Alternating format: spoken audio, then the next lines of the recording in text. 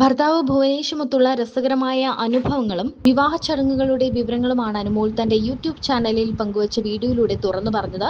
ഗുരുവായൂരിൽ വെച്ച് നടന്ന പ്രധാന ചടങ്ങുകൾക്ക് ശേഷം നടന്ന ഡെസ്റ്റിനേഷൻ വെഡിങ്ങിന്റെ വിശേഷങ്ങളാണ് ഇരുവരും പങ്കുവച്ചത്.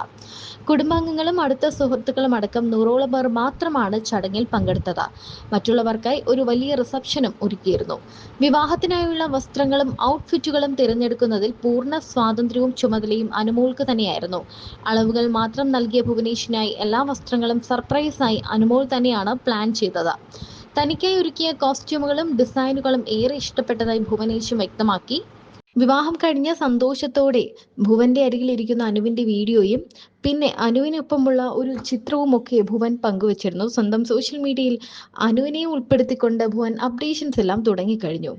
അമ്മയോടൊപ്പം വന്ന് നിൽക്കുന്ന ഗുരുവായൂർ അമ്പലത്തിൽ നിൽക്കുന്ന ഒരു പാവം ചെക്കനായിട്ടാണ് നമ്മൾ എല്ലാവരും ഭുവനെ കണ്ടത്. അധികം ആരുമില്ലായിരുന്നു. അവരുടെ ഭാഗത്ത് നിന്നും വലിയ ബന്ധുക്കളോ ഒന്നും നമ്മൾ കണ്ടില്ല.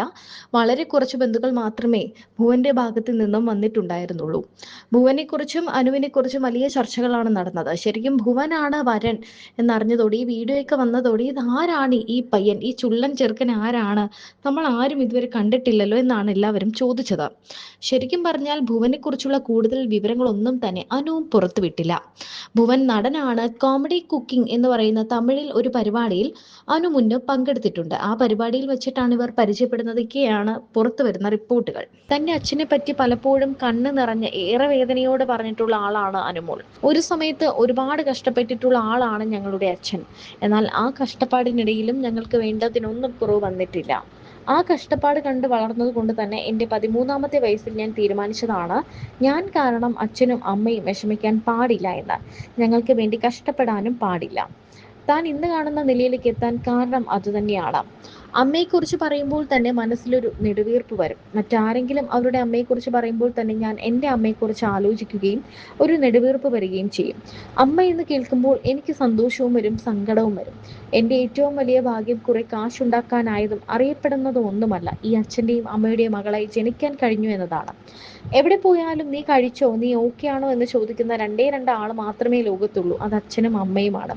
കണ്ണുള്ളപ്പോൾ കണ്ണിന്റെ വില അറിയില്ല എന്ന് പറയുന്നത് പോലെ മുൻപൊക്കെ സ്റ്റാർ മാജിക്കിന്റെ സെറ്റിലുള്ളപ്പോൾ അമ്മ വിളിച്ചു ചോദിക്കുമ്പോൾ ഒന്ന് വയ്ക്കമ്മേ, വെറുതെ വിളിച്ചുകൊണ്ടിരിക്കല്ലേ എന്ന് പറഞ്ഞിട്ടുണ്ട്.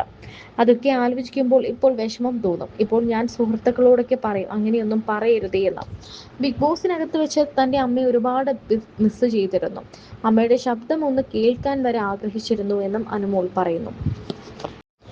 എപ്പോഴത്തെയും പോലെ അനുവിൻ്റെ വീഡിയോകളും ഫോട്ടോകളും എത്തുമ്പോൾ ആരാധകർ ഓർമ്മിപ്പിച്ചുകൊണ്ടിരിക്കുന്ന ഒരു കാര്യമാണ്, ഈ പയ്യനെ നീ വിട്ടുകളയരുത്, നല്ല ചെക്കനാണ്, തമിഴ്നാട്ടുകാരൻ ചെക്കനാണ് എന്നൊക്കെ.